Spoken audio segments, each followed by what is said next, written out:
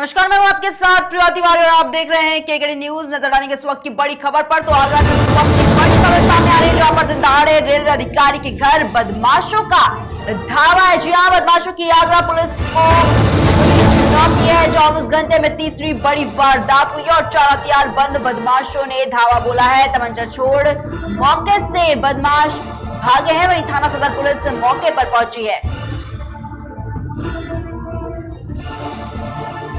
कमरे में पोछा लगाई थी। पोछा लगा के मैंने कहा ये कमरा सूख जाए तो मैंने दरवाजा खुला छोड़ दिया, जाली वाला लगा के मैं अंदर कमरे में पोछा लगाने लगी, बरामदे में अंदर। इतने में एक लड़का होगा 28 से 30 साल का होगा, और बस मैं एकदम सकपका गई। मैं देख के मैंने कहा मैंने तो इसको कभी देखा नहीं है। और बस सीधे आके मेरा ऐसे आंख और मेरा गला दबा दिया। मेरी अंदर से चीख ऐसे निकली, मेरे बाबा मैं कस के। और बच्चा बोला, चूंकि बच्चे का वर्क फ्रॉम होम चल रहा है तो बच्चा यहीं से काम कर रहा है, तो बोले मम्मी तेज कैसे चिल्लाने लगी। और इनका चूंकि NH अपना रेलवे में, तो ये अपना अलग रूम में काम कर रहे थे ऑफिस का कोई। एक कस के चिल्लाई जब मैं, और फिर ये फटाक से दोनों लोग निकल के आए। और वो उसके हाथ में वो कट्टा वट्टा ऐसा था। हाँ, बच्चे ने देखा मम्मी कैसे चिल्ला रही है, और फिर तुरंत बच्चे ने क्या किया, उसका ऐसे पकड़ा कि कहीं ऐसा ना कट्टा वट्टा चला दे, तो उसका हाथ ऐसा कर दिया कि कट्टा ना चला दे। और बस मैंने क्या किया, अगर मैं सामने के दरवाजे से निकलूं, हो सकता कोई बाहर भी खड़ा हो, तो मेरा दिमाग इतना काम। मैंने बाबा क्या करूं मैंने पीछे से दरवाजा खोला जाली वाला, और पीछे से कस के चिल्लाई। इतने बच्चे और निकल के आ गए। और एक बंदा जो था यहाँ गेट पे यहाँ खड़ा था, और एक यहाँ पर, और एक साथ बाइक लिए था। या मैं इतना नहीं मुझे समझ में दिमाग आ रहा था वहां था। और किसी ने कहा भागो भागो भागो ऐसे, और बस मैं पीछे चिल्लाई। बच्चे ने और वो तुरंत भागा, तो उसने अपनी शर्ट। क्या नाम आपका? महेंद्र कुमार अग्रवाल। हाँ, क्या हुआ आपको? मिसेज थी, पोछा लगाई थी, उसके बाद उस कमरे में गई पोछा लगाने के लिए, और फिर ये फाटक खोला के सूख जाएगा। अच्छा। जैसे वो बरामदे में गई, और बस कोई अनजाना आदमी बोले इसको तुम जानते भी नहीं कैसे आ गया। अच्छा। तब तक उसने गला दबा दिया और दोनों आँखी को हाथ से दबा दिया उनके। अच्छा। और लेकिन वो गया के चिल्लाई कस के, जो कोई बात है, सांपों का बच्चा होगा जो देखा होगा। ये भी भागा, हम भी कमरे से निकले। अच्छा। और हमने उसको पकड़ लिया, इसने उसको गर्दन पकड़ के ऊपर कर दिया। लेकिन गोली वोली लगवा दे। पकड़ने के बाद दूसरा साथी था कि तेज झटका देके भागा कि अपने सारे बटन तोड़ दिए। अच्छा। सारे बटन तोड़ के शर्ट वहीं फेंक दिया। अच्छा। कट्टा भी वहीं गिरा गया। अच्छा, कितने लोग थे? ये यहाँ तो 2 थे। एक यहाँ तो बैठा था, ईटा लिए, ईटा ढूंढ रहा था। अच्छा। एक अंदर था। अच्छा। बाहर भी होंगे, लेकिन उसका हम कैसे करें। ये आपके नाम क्या पत्नी को? नीता अग्रवाल। अच्छा। 2 लोग थे ये? 2 लोग थे ये हैं? 2 ये थे, एक अंदर था एक बाहर था। और जब उसको वो भागा तो उसने बोला भागो, वो ईटा उठा रहा था। अच्छा। ईटा खींच के मारेंगे, तब तक वो जो बोला भागो, तब वो डर के बारे में भागे। क्या नाम? वहीं अब रुक करेंगे खबरों की ओर। खबर रायपुर से, जहां पर गढ़मुक्तेश्वर में बुद्ध पूर्णिमा के दिन लाखों श्रद्धालुओं ने तीर्थ नगरी ब्रजघाट गंगा किनारे पहुंचकर गंगा स्नान किया। साथ ही मां गंगा में दूध और पेड़े का प्रसाद भी अर्पण किया। बुद्ध पूर्णिमा के चलते तीर्थ नगरी ब्रजघाट में NH 9 पर भीषण जाम भी लगा रहा। वहीं जाम लगने के चलते ब्रजघाट में हाईवे किनारे वाहन नहीं खड़े करने की प्रशासन ने सख्त हिदायत भी दी थी। ब्रजघाट चौकी प्रभारी ने अपनी पूरी टीम के साथ बाहरी थानों की पुलिस को गंगा किनारे और बाजार में तैनात किया था। क्या नाम है पंडित जी आपका? मेरा नाम बंटी राम है। पंडित जी, आज ये बुद्ध पूर्णिमा का दिन है, इसके बारे में कुछ जानकारी दीजिए।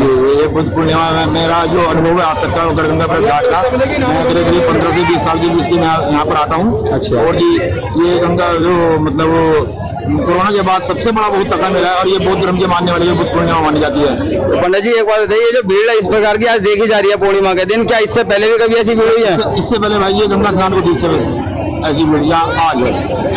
लोग यहाँ पर क्या क्या कराते हैं, क्या कार्य कराते हैं? यहाँ पिंडदान, देवता का पूजन, पितृ गायत्री, यहाँ पर धर्म और मतलब जीवित मृत्यु के लिए सभी के लिए कार्य किया जाता है। घर परिवार की सुख शांति के लिए, बाल गोपाल के लिए, दूध के लिए, कारोबार के लिए यहाँ पर सभी कार्य होता है। वहीं खबर मथुरा से, जहां पर गोवर्धन में बस स्टैंड का करोड़ों खर्च करके सौंदर्यीकरण करने के बाद बाहर से आने वाले श्रद्धालुओं को अपनी ओर आकर्षित तो कर रहा है, लेकिन जब बात जमीनी हकीकत की करें तो सुविधाओं के नाम पर कुछ भी नया नहीं नजर आता। बाहर से आने वाले श्रद्धालु पीने के पानी के लिए इधर उधर भटकते नजर आते हैं। उन्हें दुकान से पानी की बोतलों का सहारा लेना पड़ता है, और एक ओर तपती गर्मी जनता को परेशान कर रही है, तो वहीं दूसरी ओर पानी की एक बूंद के लिए भी श्रद्धालु भटकते हुए नजर आ रहे हैं। ना तो यहाँ पीने के लिए पानी है, ना ही श्रद्धालुओं की सुविधा के लिए बनाए गए। जैसे कि आप शौचालय के लिए गए थे, यहाँ पे शौचालय क्या चालू है? नहीं, लॉक खोले हुए हैं। हाँ। तो यात्रियों को दिक्कत हो रही है? हाँ यार, दिक्कत हो रही है। और क्या दिक्कत है यहाँ पे? इस स्तर पे यदि लैट्रिन के पास परेशानी के लिए गए तो वो बताना पड़ा, लैट्रिन दोनों में पड़ा था, कोई था ही नहीं वहाँ। ये भी बंद है, ये बंद है। पानी पीने का भी नहीं जो है सही चल रहा है। यहाँ पीने के लिए पानी नहीं है, शौचालय की व्यवस्था नहीं है, सफाई की व्यवस्था नहीं है। क्या नाम है आपका? राजीव शर्मा। कहाँ से आए आप? आगरा से। जैसा कि यहाँ बस स्टैंड बना हुआ है करोड़ों की लागत से, यहाँ पानी की सुविधा के बारे में क्या कहेंगे आप? पानी तो है ही नहीं यहाँ पर, दूर दूर तक नहीं। तो यात्रियों को दिक्कतों का सामना करना पड़ रहा होगा? बहुत तो बिल्कुल कर रहा है, लैट्रिन तक के लिए पानी खरीदना पड़ेगा। तो पानी की दिक्कत है यहाँ पे। और आपको क्या दिक्कत महसूस हो रही है यहाँ? पानी की सफाई का मैं बहुत। क्या ना और खबर फर्रुखाबाद से, जहां पर गंगा नहाने आए 4 दोस्त अचानक गहरे पानी में डूब गए, जिसमें से 2 को एक नाव चालक ने सकुशल बचा लिया, जबकि 2 दोस्त पानी में डूब गए। वहीं मामले की जानकारी मिलते ही खुदागंज पुलिस मौके पर पहुंची और गोताखोरों की मदद से दोनों के शव बरामद किए गए। मौत की सूचना मिलने पर परिजनों में कोहराम मच गया। वहीं आपको बता दें कि परिजनों ने दोनों शवों का पोस्टमार्टम कराने से इनकार कर दिया है, जिसके बाद पुलिस ने दोनों के शवों को परिजनों को सौंप दिया है। क्या नाम है आपको? अच्छा, कौन सा गांव है आपका? अकमेलपुर भैया। अच्छा, ये डूबा जो लड़का था आपका नाती? हमारा लड़का था। अच्छा, कितने साल का था? 18 साल। क्या नाम था इसका? शिवम। हाँ। अच्छा, तो किस टाइम आया था यहाँ गंगा नहाने? सुबह आया। सुबह कितने टाइम? 8 बजे करीब। अच्छा, अपने साथियों के साथ आया था, अकेला आया था? साथियों के साथ में। तो कितने लोग साथ में डूबे हैं? 4 डूबे, 2 निकल आए, 2 नहीं। 2 निकल आए, 2 बचे हैं। अभी उनकी लाश मिली नहीं? तो गोताखोर लगाए गए क्या? प्रशासन की क्या व्यवस्था यहाँ लगी आप?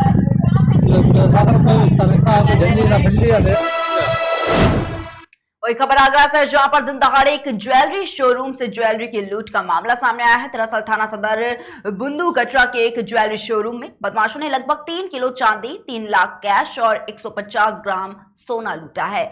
सराफा व्यवसायी की दुकान में सामान खरीदारी करने के बहाने बदमाशों ने लगभग 10 लाख की लूट को अंजाम दिया। वही मामला सामने आने के बाद से आगरा के पुलिस प्रशासन में हड़कंप मच गया, जिसके बाद से आगरा के मुख्य चौराहों पर पुलिस का बड़ा चेकिंग अभियान शुरू हो गया है और सीसीटीवी की मदद से पुलिस बदमाशों की तलाश में जुटी है।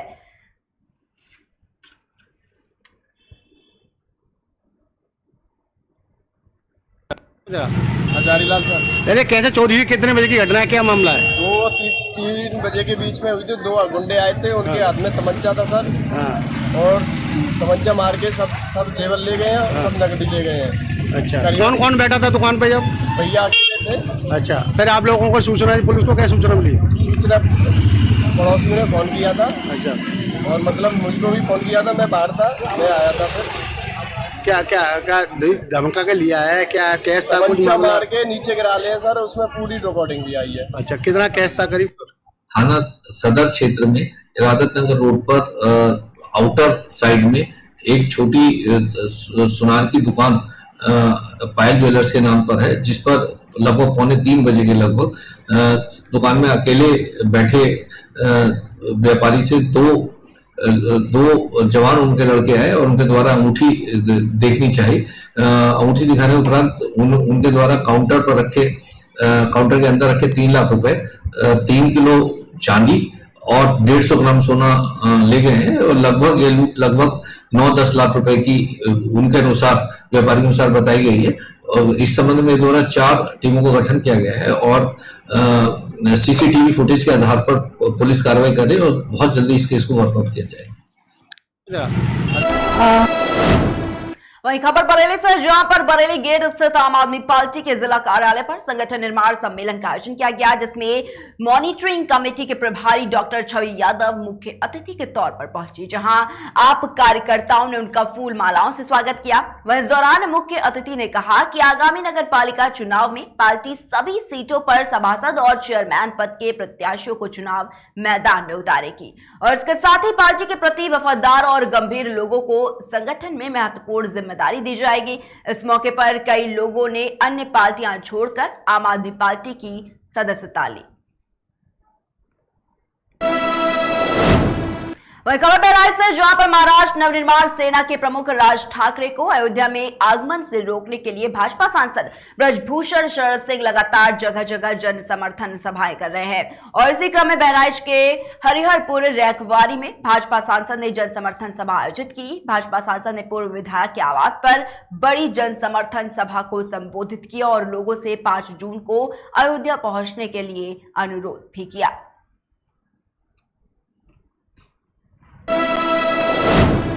वही खबर अमरोहा से, जहां पर एक सैलून संचालक ने बाल काटते समय कैंची मारकर एक किशोर की हत्या कर दी, जिससे क्षेत्र में सनसनी फैल गई। आपको बता दें कि पूरा मामला थाना सैद नगली के कस्बा क्षेत्र का है, जहां पर एक सैलून संचालक ने एक किशोर के बाल काटते समय उसको कैंची मारकर मौत के घाट उतार दिया। वहीं बताया जा रहा है कि किशोर एक सैलून संचालक के पास अपने बाल कटवाने के लिए गया था। बाल कटवाते समय दोनों के बीच किसी बात को लेकर किशोर और सैलून संचालक में कहासुनी हो गई और मामला बढ़ता गया। वहीं देखते ही देखते सैलून संचालक ने किशोर पर कैंची से वार कर दिया, जिससे वह लहूलुहान होकर वहीं गिर गया और उसने मौके पर ही दम तोड़ दिया। वहीं चीख पुकार सुनकर घटनास्थल पर लोगों की भीड़ जमा हो गई। सूचना पाकर पुलिस बल के साथ मौके पर पहुंचे हसनपुर पुलिस क्षेत्राधिकारी ने मामले की जांच पड़ताल भी शुरू कर दी है।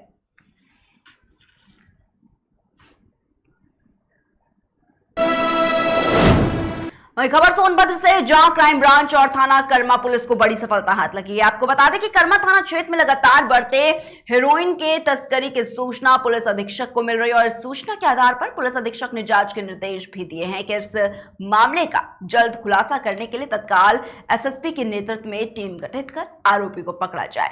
वह इस मामले का खुलासा करते हुए एसएसपी ने बताया है कि सर्विलांस टीम और थाना कर्मा पुलिस की संयुक्त टीम बनाई गई है। वहीं टीम ने आरोपी के धरपकड़ के लिए चेकिंग अभियान भी शुरू कर दिया। वहीं जल्द ही मुखबिर की सूचना के आधार पर संयुक्त रूप से आरोपी की घेराबंदी कर उसे गिरफ्तार किया गया और आरोपी के कब्जे से 105 ग्राम हेरोइन, जिसकी कीमत 11 लाख रुपए बताई जा रही है। वहीं 4500 रुपए नगद और एक मोबाइल फोन भी पुलिस ने बरामद किया है।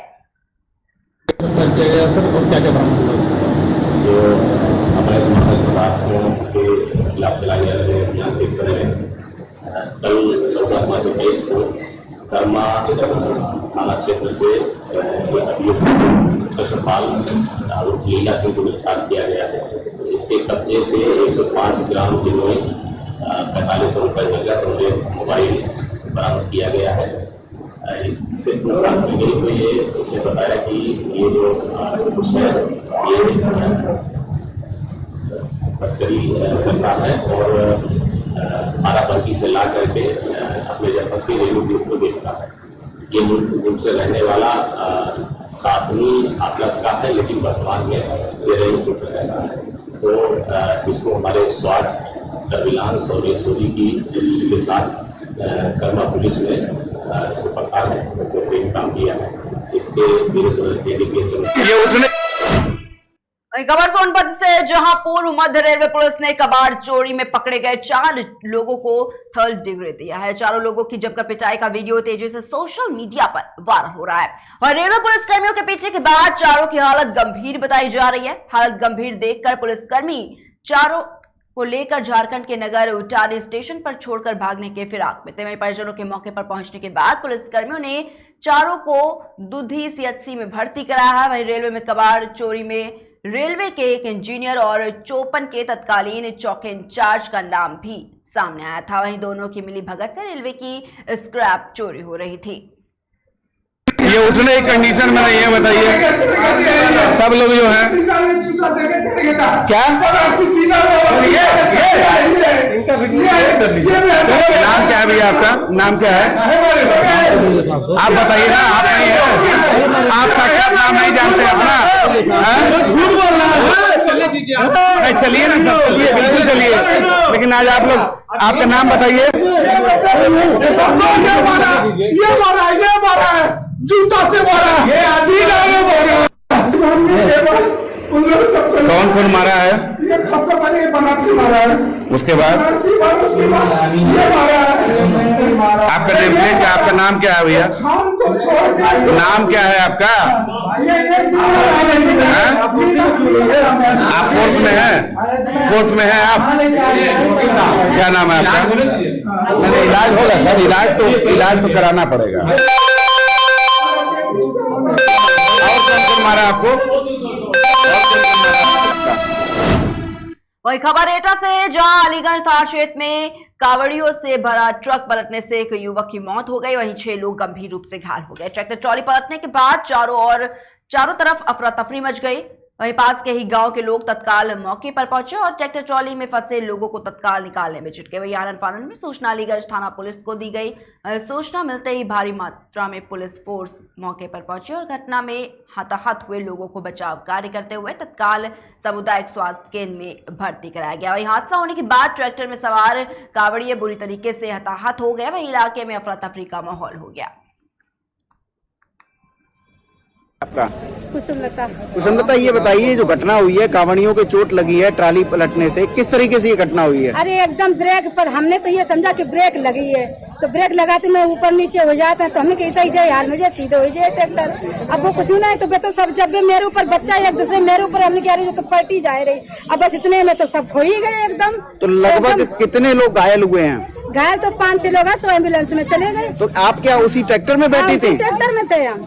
तो ये हादसा किस तरीके से हो गया? अब इतना तो हम नहीं बता सकते, जो हमको होश नहीं है तो हम किसी को क्या देखें। लोगों का कहना है कि एक ट्रैक्टर में 2 ट्रालियां लगी हुई थी। हाँ, अब ये पता नहीं पीछे वाली खुल गई थी कि आगे वाली खुल गई कि ब्रेक फेल हो गई, क्या हुआ क्या नहीं हुआ। लाला राम, ये अभी एक एक्सीडेंट हुआ है, ट्रॉली जो है खंदी में पलटी है, क्या मामला क्या था? ये मामला ये था, इधर से ट्रैक्टर आ रहा था, ये हमारा जा रहा था और उधर से उसने कट मारना चाहा, उसने बचाया और बचाने में वो बचाया, लेकिन वो लेके भाग गया, तब तक गाड़ी घिर गई और चली गई खंडी। तो कोई घायल भी हुआ है क्या? हाँ, घायल हुआ, लगभग 4-5 आदमी घायल हुआ। कोई किसी प्रकार की कोई घटना हुई? घटना है, किसी की मरने की कोई सूचना? हाँ, मरने की है। कितने लोग जो है घायल हैं? मतलब घायल है 5 आदमी, एक की जो दुर्घटना ज्यादा खराब है वो खत्म हो सकता है। तो आप लोग कहाँ जा रहे थे और कहाँ जा रहे थे? हम जा रहे थे कंपेल अकबरपुर से आए हुए। कहाँ जा रहे थे? तो अब वही खबर जम्मू कश्मीर के पुंछ से है, जहां पर सुरनकोट तहसील में प्रदेश के पूर्व सीएम उमर अब्दुल्ला ने अपना दौरा किया। इस दौरान उमर अब्दुल्ला की भव्य रैली निकाली गई और इस रैली में पार्टी के सैकड़ों कार्यकर्ता मौजूद रहे। पूर्व सीएम उमर अब्दुल्ला ने मीडिया से रूबरू होते हुए भाजपा और साथ ही प्रधानमंत्री मोदी पर जमकर निशाना भी साधा। तो अब इसको यूटी पे कर दिया गया, लेकिन मैक्सिमम जगह पे यूटी को स्टेट पे रखा जाता है। जो यूटी थी उनको स्टेट बनाया गया, लेकिन अब हमारी स्टेट को यूटी बना दिया गया। तो इसके ऊपर आप ये इकलौता मिसाल है इस मुल्क में जहां रियासत को यूटी का दर्जा दिया गया है। इससे पहले जब भी हमने सुना तो हाँ, रियासतों के हिस्से जरूर हुए, बिहार के 2 हिस्से हुए, मध्य प्रदेश के 2 हिस्से हुए, इसी तरह आंध्र प्रदेश के 2 हिस्से हुए। रियासतों के हिस्से होते हैं, लेकिन हिस्सा करने के बाद उनको डाउनग्रेड नहीं किया जाता, उनको यूटी नहीं बनाया जाता। उससे पहले जब तब्दीलियां आई तो यूटी को स्टेट का दर्जा दिया गया। ये पहली मर्तबा है कि एक स्टेट को जो है 2 हिस्से किए गए और दोनों हिस्सों को यूटी बनाया।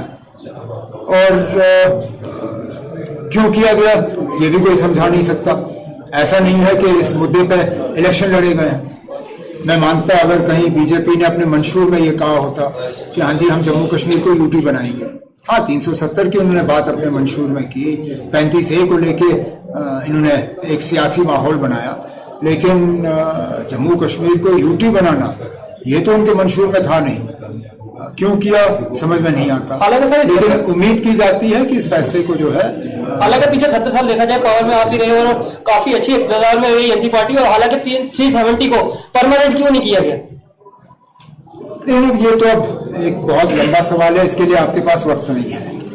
आपको 1947-48 के हालात में जाना पड़ेगा। लेकिन और उस वक्त आप जो resolution United nation security council में ली गई उसी की बुनियाद पे जो है 370 को परमानेंट।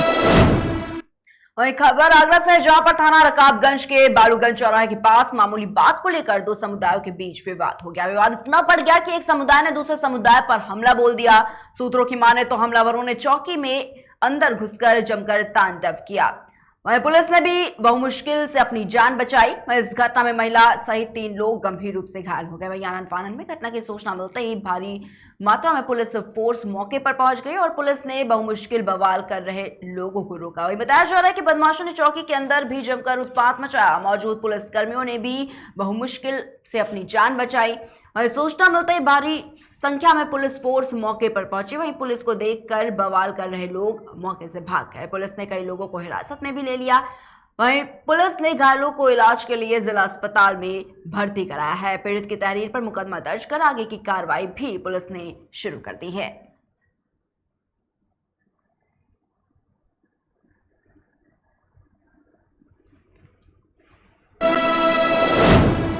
उन्नाव के औरास थाना क्षेत्र की ग्राम पंचायत वैरी में दबंगों ने पूरे गांव में शराब के नशे में तांडव किया और इसके बाद दबंगों ने वृद्ध दंपति के घर में घुसकर उनके साथ मारपीट की। साथ ही पीड़ित युवक की जेब से 20,000 रुपए भी निकाल लिए। वहीं रिपोर्ट करने पर बुलडोजर से घर गिरवा देने की धमकी दी गई। फिलहाल पीड़ित ने औरास थाने में लिखित शिकायत पत्र देकर न्याय की गुहार लगाई और इस पर औरास थाना प्रभारी संजीव कुमार का ये कहना है कि जांच कर उचित कार्रवाई की जाएगी। सूरता नाम है साहब, सूरता नाम है। हमारे यहाँ बेफेक दिन 1 बजे रात का 2 लोग आए, हमका अंचन खोचन मारे, बेइज्जती की हैं। औरतें निकली, उनका जो है वापा डारी का गिरा दी हैं। वो रोड चिल्ला पड़ी, हमका पकड़ खींच ले गए, रोड पर ले गए। वहाँ माँ का घेरका सब कुछ कहला काला काले जो रिपोर्ट करे जाओगे तो तुम्हारा घर बुलडोजर से गिरवा देंगे, तो तुमको गांव से भगा देंगे। बहुत भारी बेइज्जती किए हैं, मारा थे। वो जो है तो भान सिंह ठाकुर थे, एक जबरील जो है मुसलमान था, 2 लोग थे। हाँ, 20,000 रुपये हमारी जेब थे वो निकाले गए। हम किसी के बदला रहन वो निकाले गए। वही गाँव है।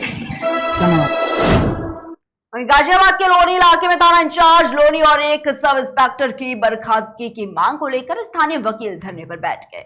धरने पर बैठे वकीलों ने पुलिस के खिलाफ नारेबाजी की। आपको बता दें कि वकीलों का ये धरना लोनी के रामेश्वर पार्क में चल रहा है और इन वकीलों का आरोप है कि एक वकील के साथ हुई मारपीट की घटना को लेकर जब 2 वकील थाने पहुंचे तो वहां थाना इंचार्ज अजय चौधरी और एसआई भानु प्रताप ने वकीलों की सुनवाई की जगह उनके साथ अभद्रता की। क्या नाम आपका? एडवोकेट ललिता। क्या समस्या आप यहाँ पर धरने पर बैठे निश्चित करेंगे? समस्या हमारी यही है कि कुछ अधिकारियों, पुलिस अधिकारियों ने हमारे अधिवक्ता साथियों के साथ गलत व्यवहार किया है और हम ये चाहते हैं कि जब तक हमें इंसाफ नहीं मिलेगा हम यहाँ पर धरने पे ही रहेंगे। किस ने मारपीट की है? अजय चौधरी और भानु प्रताप। हमारे एक अधिवक्ता जितेंद्र कुमार के साथ मारपीट हुई, जानलेवा हमला हुआ। हम उनके पैरवी के लिए सब 50-60 अधिवक्ता दोनों थाने में गए। वहाँ हमने उनका मेडिकल कराया। जब हम मेडिकल स्लिप लेने गए, हमारे 2 अधिवक्ता, एक तो रुपेश जी, एक भाटी जी, उनके साथ भानु प्रताप एसआई ने बदतमीजी की और हाथापाई। मेरा नाम सरफराज अहमद है। आप यहाँ पर धरने पर बैठे हैं, क्या मामला है? 14 तारीख की शाम को हमारे एक अधिवक्ता साथी हैं जितेंद्र कुमार, उनका पड़ोस में खड़ंजा का काम चल रहा था तो नाली के काम को देखने चले गए। वहाँ उनके साथ जो है मारपीट की वहीं के कुछ लोगों ने। जब उसको लेकर हमारे कुछ अधिवक्ता साथी थाने गए तो थाने में हमारे अधिवक्ता साथी को ही वापसी में बिठा लिया गया। उनके साथ भानु प्रताप एसआई है जो उस वक्त ड्यूटी इंचार्ज थे, उन्होंने मारपीट की। तब हमारे कुछ और अधिवक्ता साथी, हमारे बार के अध्यक्ष, सचिव और अधिवक्ता साथी वहाँ पहुँचे। वो खुद भी अंदर अपने आप ही बैठ गए। तब उनको छोड़ा जो हमारे दूसरे अधिवक्ता साथी थे एसआई ने। और उसके बाद जब हम जाके उनसे ये बात करी कि भाई आपने ऐसे अधिवक्ता साथी के साथ क्यों मारपीट की, तो उनको बिठाया। तो खुद SHO साहब ने हमारे अधिवक्ता साथियों के साथ में, बार के अध्यक्ष के साथ में बहुत ज्यादा। श्रावस्ती के इकोना थाना क्षेत्र के इकोना बाईपास के पास एक पेड़ में संदिग्ध परिस्थितियों में युवक का शव लटकता मिला। वहीं शव मिलते ही मौजूदा लोगों ने इसकी जानकारी पुलिस को दी।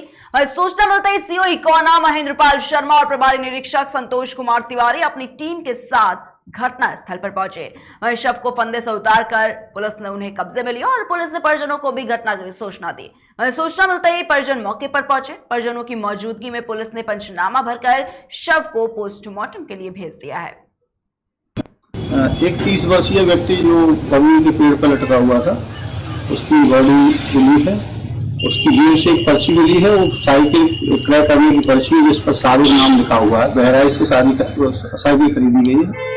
इस संबंध में अग्रिम कार्रवाई करके इसका नाम पता ज्ञात किया जा रहा है। एक 30 वर्षीय व्यक्ति जो बबूल के पेड़ पर लटका हुआ था, उसकी बॉडी मिली है। उसकी जेब से एक पर्ची मिली है, वो साइकिल क्रय करने की पर्ची है जिस पर शाहरुख नाम लिखा हुआ है। बहराइच से साइकिल खरीदी गई है। इस संबंध में अग्रिम कार्रवाई करके इसका। वहीं खबर रीवा से है, जहां सोहागी में नशीली कफ सिरप ला रहे 2 बदमाशों को पुलिस ने गिरफ्तार कर लिया है। साथ ही बदमाशों के पास से 1200 शीशियां भी पुलिस ने जब्त की है, जिसके बाद पुलिस ने कार्रवाई भी शुरू कर दी।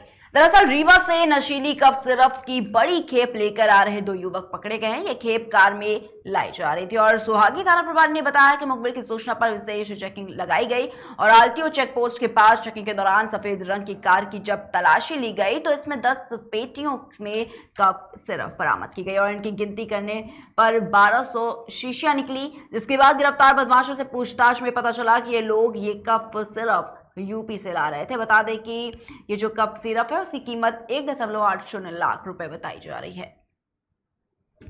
एम्बुलेंस के अंदर गोवंश की सूचना मिली थी और तत्काल थाने की टीम वहाँ पहुंची तो उसमें से 4 गोवंश जीवित पाए गए, जिनका ट्रीटमेंट करा के उनको गौशाला भिजवाया जा रहा है। 3 गोवंश मृत पाए गए और एम्बुलेंस में चूंकि ये परिवहन हो रहा था तो इसको इसकी ट्रेस करने के लिए अभी SGP मौके पर है और वहाँ पर गाड़ी का इंजन नंबर, चेसिस नंबर निकाल कर प्रयास कर रहे हैं कि वास्तविक रूप से एम्बुलेंस कहाँ की थी इसका पता लगाया जाए, क्योंकि जो AP का नंबर लिखा हुआ है उसकी नंबर प्लेट पे संभवतः वो नंबर ठीक नहीं है। तो अभी इस पर विवेचना प्रारंभ कर दी है, पूरा इसको हम लोग जल्दी ही ट्रेस करें। फिलहाल की खबरों में इतना ही। बने रहिए KKD न्यूज के साथ।